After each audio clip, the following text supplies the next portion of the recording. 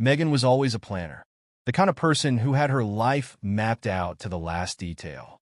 A top-tier strategist at a cutting-edge tech firm, she lived by rules, schedules, and a constant drive for success. But today, as she stared at the email glowing ominously on her screen, her meticulously structured world began to crumble.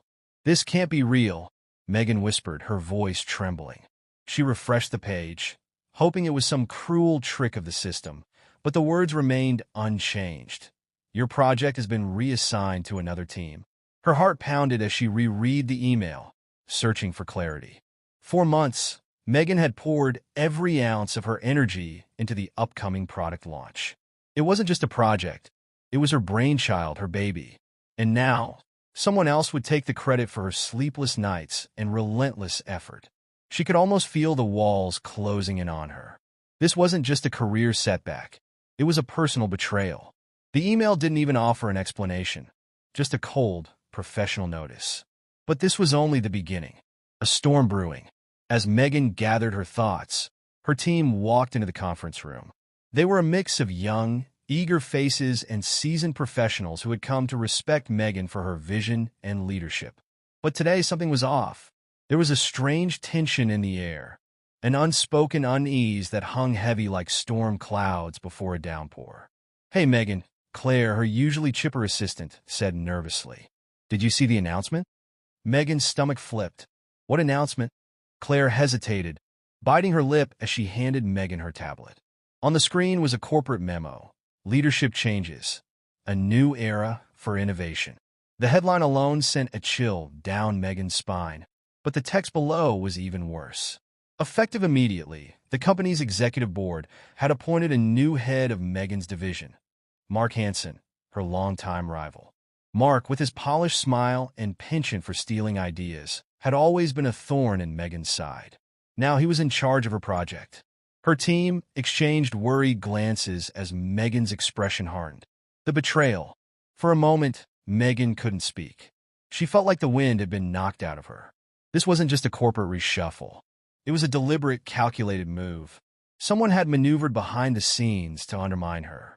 But who? Her mind raced through possibilities. Could it be her boss, Steve, who'd always seemed lukewarm about her ideas? Or perhaps it was the executive committee, eager for a fresh face to take the spotlight?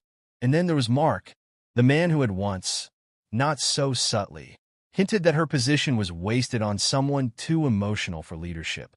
Meghan clenched her fists under the table. If they thought this was the end for her, they were sorely mistaken. A team divided. The next few days were a whirlwind of chaos. Mark wasted no time asserting his authority, making sweeping changes that left Meghan's team reeling. Weekly check-ins were canceled, deadlines were moved up, and Meghan was sidelined in every discussion about the launch. Her team was struggling to keep up. Claire, once full of energy, looked exhausted. Rahul, the data analyst, muttered under his breath about how Mark's innovations were undoing weeks of hard work.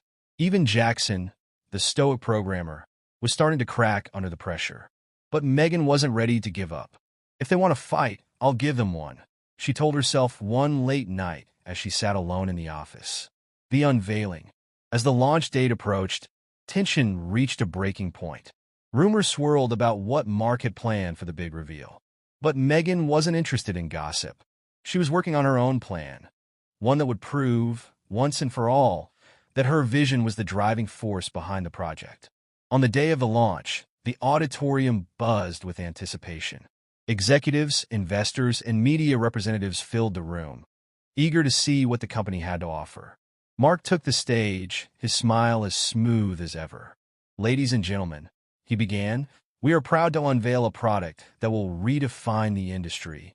As the presentation unfolded, Meghan's heart raced. Every slide, every demo, was a watered-down version of her original work. The audience clapped politely, but the spark wasn't there.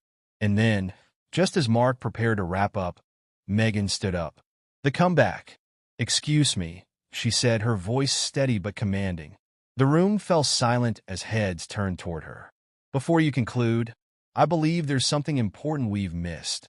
Mark froze, his smile faltering. With a few clicks, Meghan brought up her version of the project, a polished, groundbreaking innovation that left the audience stunned. Her team, who had secretly been helping her behind the scenes, beamed with pride that reality hits Meghan, and she hits back.